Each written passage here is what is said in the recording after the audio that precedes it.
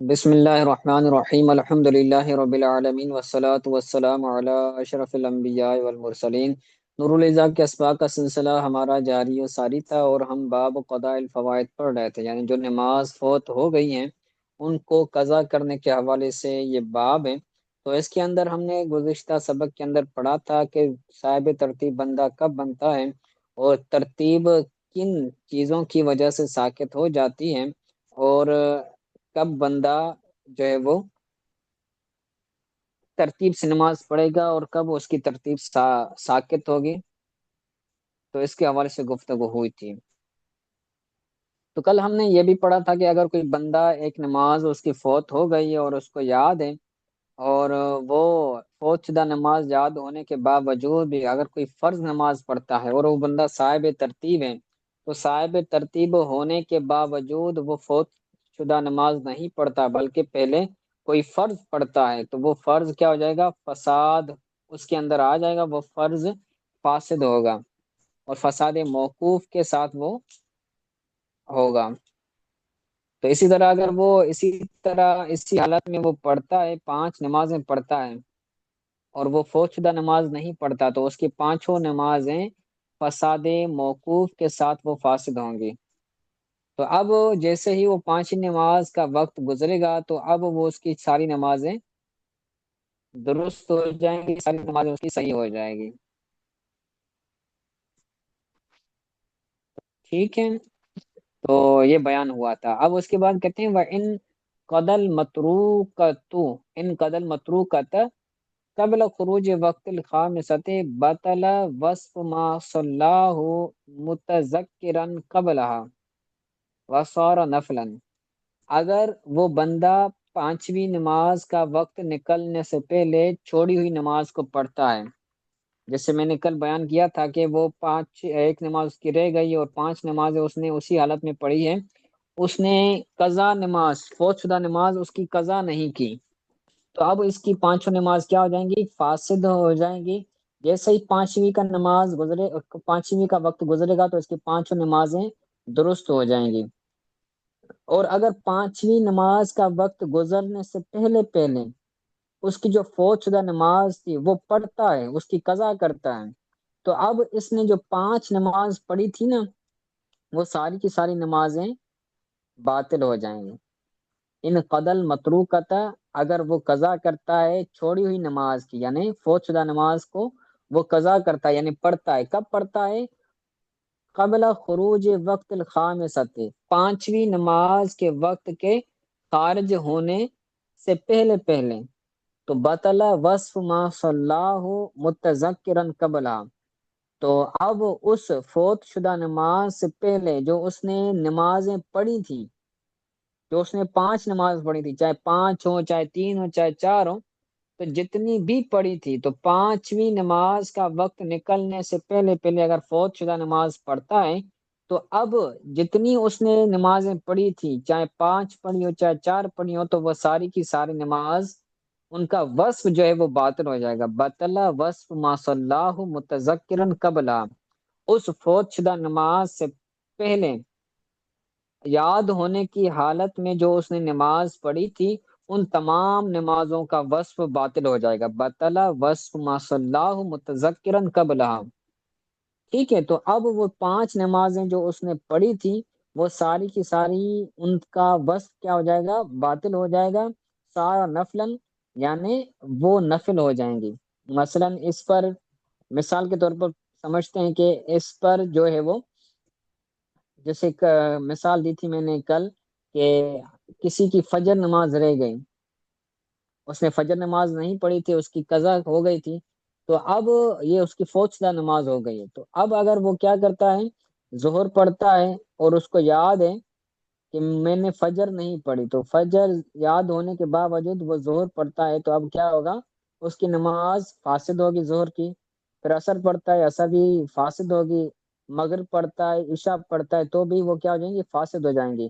اسی طرح پھر دوسرے دن کی فجر پڑھتا ہے، تو اب وہ فجر بھی کیا ہو جائے گی؟ فاسد ہو جائے گی، اور اس کی فجر یہ پانچویں نماز ہوگی، فوت شدہ نماز کے بعد جو وہ فجر پڑھ رہا ہے، تو اس کی یہ پانچویں نماز ہوگی، تو جیسے ہی وہ پانچویں نماز کا وقت نکلے گا اس کی تمام نمازیں کیا ہو جائیں گی؟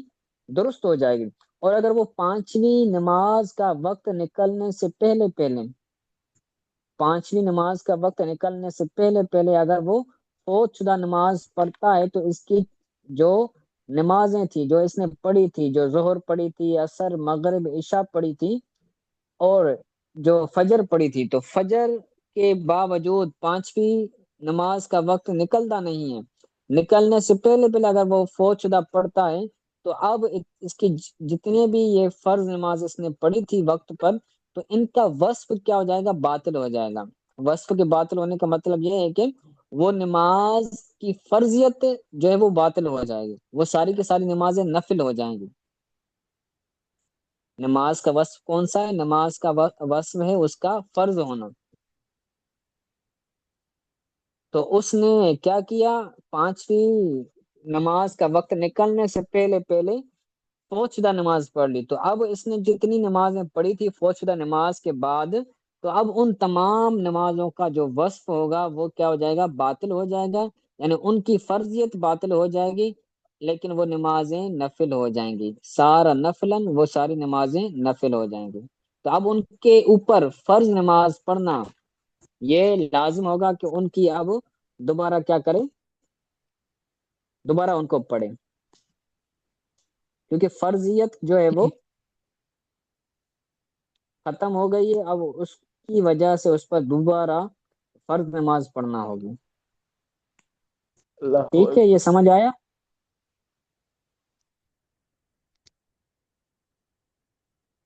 یہ استاد صاحب نیٹ کا مسئلہ ہے، لیکن انشاءاللہ وہ دیکھیں گے ریکارڈنگ وغیرہ، او کال بیچ میں کٹ جاتی ہے نا۔ چلیں ٹھیک ہے، چلیں آگے کہتے ہیں وَإِذَا كَثُرَتِ الْفَوَائِدُ يحتاج لتعیین یحتاج، اس کو مجهول بھی پڑھ سکتے ہیں، معروف بھی پڑھ سکتے ہیں، ترجمے کا فرق ہو جائے گا پھر۔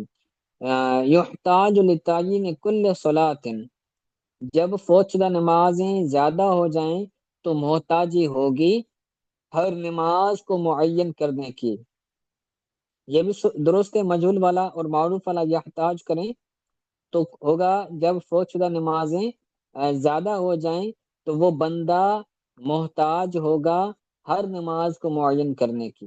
یعنی اگر نمازیں ایک دن کی یا 2 دنوں کی قضا ہو گئی ہیں، تو اب ہر نماز کو پڑھتے وقت وہ تعین کرے گا کہ میں فلاں وقت کی نماز پڑھ رہا ہوں، ایسا نہیں کہے گا میں قضا پڑھ رہا ہوں۔ قضا کون سی پڑھ رہا؟ بہت ساری قضا ہو گئی ہیں، تو تعین کرتے ہوئے ہر نماز کی پھر اس کی فوت قضا کرے گا۔ اذا کثرت الفوائد یحتاج لتعین کل صلاۃ، جب اس کی فوت شدہ نمازیں زیادہ ہو جائیں تو وہ محتاج ہوگا ہر نماز کو معین کرنے کا۔ اگر اس کی بہت ساری ہیں، پتہ نہیں کہ کس کس کی ظہر، اس پر 5 نمازیں ظہر فرض ہیں اور اس نے نہیں پڑھی، یعنی 5 ظہر نمازیں اس کی قضا ہو گئی ہیں یا 5 فجر نمازیں اس کی قضا ہو گئی ہیں، اب کیا کریں؟ تو کہتے ہیں فَإِنْ أَرَادَ تَسْهِيلَ الْأَمْرِ عَلَيْهِ نَوَى أَوَّلَ ظُهْرِ عَلَيْهِ نَوَى أَوَّلَ ظُهْرِ عَلَيْهِ نَوَى أَوَّلَ ظُهْرٍ عَلَيْهِ، تو اگر وہ معاملے کی آسانی کا ارادہ کریں کہ مجھ پر آسانی ہو جائے، تو کیا کرے گا؟ نَوَى أَوَّلَ ظہر علیہ، تو وہ نیت کرے گا کہ مجھ پر پہلی پہلی جو ظہر مجھے میرے اوپر قضا تھی، میرے اوپر رہ گئی تھی، تو میں اس کی نیت کرتا ہوں۔ تو یہ نیت کرتے ہوئے وہ پڑھے گا، کیونکہ 5 نمازیں ہیں یا 5 سے زیادہ ہیں، تو وہ کہے گا کہ میں پہلی پہلی جو میری فجر نماز رہ گئی تھی میں پھر وہ پڑھ رہا ہوں، پھر کہ میں اس کے بعد جو میری قضا ہو گئی تھی پھر میں اس کی نیت کرتا ہوں۔ تو اس طرح کرا کے وہ ساری نمازیں پڑھے گا، او آخرہ، یا پھر اس کے آخر یعنی اس کے علاوہ یعنی دوسری کی، پہلی فجر کی میں نیت کرتا ہوں، دوسری فجر کی نیت کرتا ہوں، تیسری کی نیت کرتا ہوں، اس طرح وہ بندہ نیت کر کے وہ قضا نمازیں پڑھے گا۔ ٹھیک ہے، یہ تعین ہمارا سمجھ آ گیا؟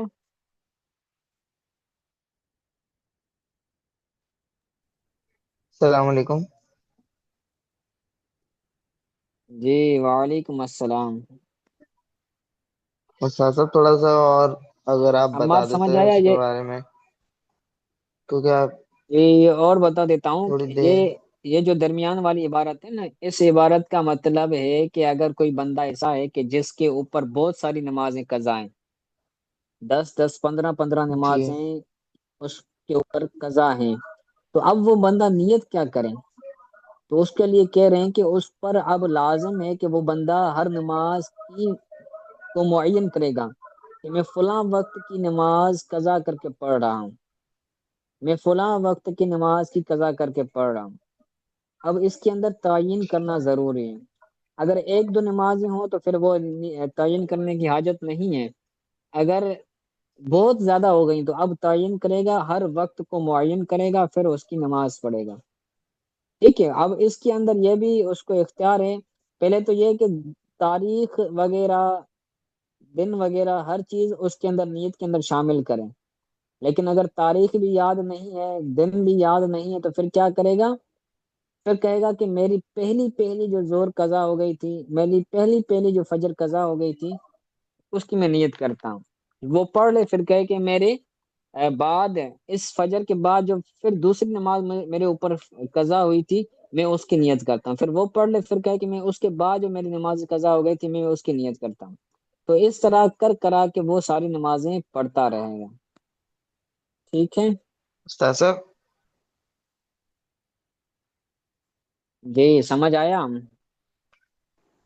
اگر اس کو یاد ہی نہ ہو کہ میں نے کون سی نماز چھوڑ دی ہے، جیسے بہت پہلے کی ہوں، پھر وہ اچانک سے اس کا دل میں آئے کہ میں قضا کر لوں، تو پھر وہ کیا کرے؟ مطلب کچھ بھی پھر یاد وہ نہ نیت آئے کرے اس گا کو، کہ اور میں کتنی اپنی پڑھے، زندگی کتنی دفعہ پڑھے کی، اس کے اندر وہ اندازہ لگائے گا نا، اندازہ لگائے گا کہ میں نے اندازاً کتنی نمازیں پڑھی، قضا کی ہیں، تو وہ اندازہ لگا کے وہ نمازیں ساری قضا کرے گا۔ ٹھیک ہے، مطلب یہ دو مسائل ہیں، اس کو اندازے کے پڑھ لیتے بغیر ہیں، پھر اگر انشاءاللہ کچھ تعالی اس نہیں کے ہے؟ اندازے کے بغیر تو نہیں ہے نا، اندازہ جو ظن غالب ہو اس کا۔ ٹھیک ہے. ٹھیک ہے، دو مسئلے رہتے ہیں، کہتے ہیں وَقَضَى الصَّوْمُ مِن رَمَضَانَ عَلَىٰ أَحَدِ تصحیحین مختلفین، دو مختلف صحیح قولوں میں سے ایک قول پر اعتماد کرتے ہوئے رمضان کے روزے بھی اس طرح رکھے گا۔ یعنی پہلے یہ ترجمہ سمجھ لیں، پھر نیچے عبارت حاشیے سے سمجھاتا ہوں۔ اسی طرح روزہ ہے، اسی طرح دو رمضانوں کا روزہ ہے، دو مختلف تصحیح دو مختلف قولوں کی تصحیح میں سے ایک قول کے مطابق۔ اس کے بارے میں دو قول ہیں، وہ آپ حاشیے کے اندر دیکھیں گے تو کہتے ہیں کہ ایک ہے صحح الذیلی للزوم التعیین، ایک قول یہ ہے کہ اس پر تعین لازم ہے، اس بندے پر دو رمضان کے روزے اس پر قضا تھے، دو رمضانوں کے، 2 سالوں کے رمضانوں کے اس کے اوپر روزے قضا تھے، مثلا پہلے رمضان کے 2 روزے یا 3 روزے اس پر قضا تھے، پھر دوسرے رمضان کے 2 یا 3 روزے قضا تھے، تو وہ بھی اسی طرح تعین کرے گا کہ جو پہلا رمضان تھا اس کے اندر جو میرا پہلا روزہ قضا ہوا تھا، میں اس کی قضا کر رہا ہوں، پھر وہ دوسرے روزے کی میں قضا کر رہا ہوں، پھر کہے گا کہ جو میرا ابھی دوسرا رمضان گزرا ہے اس کے اندر جو میرا پہلا روزہ رہ گیا تھا، میں اس کی قضا کر رہا ہوں۔ تو تعین کرنا اس کے اندر بھی لازم ہے، اس کو امام زیلعی نے صحیح قرار دیا ہے کہ تعین کرنا لازم ہے، اور دوسرا قول یہ ہے کہ تعین کرنا لازم نہیں ہے، رمضان کے روزوں میں تصحیح کرنا یعنی نیت کی تعین کرنا یہ لازم نہیں ہے، بس وہ یہ کہے گا کہ وہ روزوں کی نیت کرے گا کہ میرے اوپر کتنے روزے رہ گئے ہیں، میرے اوپر ہیں، تو وہ ہر ایک روزے کی نیت کرے گا، رمضان کے تعین کرنا یہ لازم نہیں ہے۔ ٹھیک ہے، یہ سمجھ آیا؟